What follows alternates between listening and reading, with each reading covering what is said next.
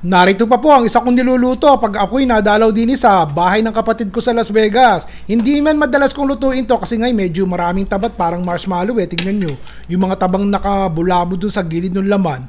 Ayos na po yan, paminsan-minsan. Damihan nyo na tubig ha. Alam nyo naman, matagal lumambot ang pata eh.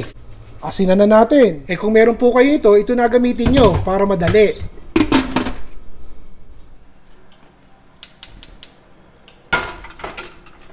Malaking kawa to mga kaibigan.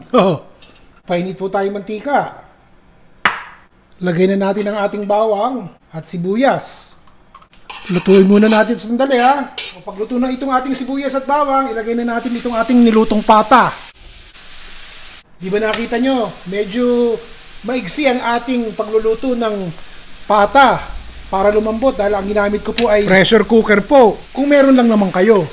Kung wala, yung regular na talyasi na lang ang gamitin nyo, takpan nyo, pakuluan nyo. Siguraduhin nyo maraming tubig.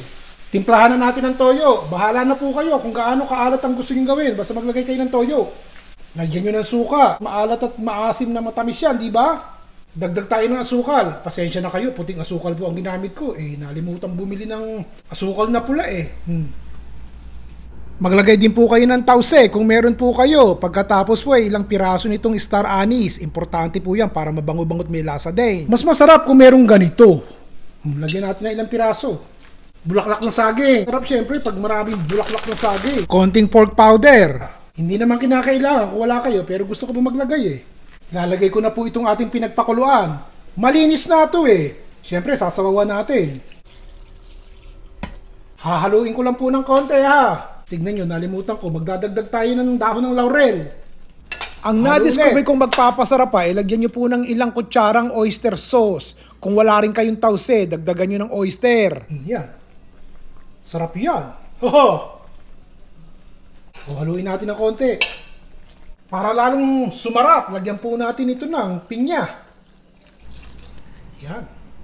Pakukuluin na.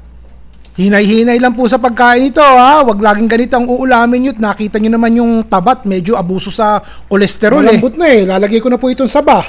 Pasensya na po. Kinapos ng saba Haluin natin ng konti. Hindi ko pa po natatry kung piniritong saba ang ilagay. Ano kaya ang lasa? Sarap ng ulam natin ngayon mga kaibigan. Nagluto na naman ako. Pansinin nyo. Isang kawa po ng humba ang aking niluto. Lalaki ng pata Madalas po akong dumalaw din sa aking kaipatid sa Las Vegas. Kaya ako'y palaging nagluluto kapag ako'y nakakatsyempo at nagugustuhan nila. Syempre luto po ako ng luto. Nagustuhan niyo po ba? Gusto niyo po ba sa susunod na video natin magsama ako ng mga ganiring tanawin para mag-enjoy at makarating naman yung iba din sa mga pinupuntahan ko katulad po ng Las Vegas? Mag-comment po kayo sa baba at nang malaman ko. Para let me know kung okay sa inyo kasi kung ayaw nyo titigil ko na. Okay po ba? I will read your comments below. Nandiyan pa kayo? Tapos na!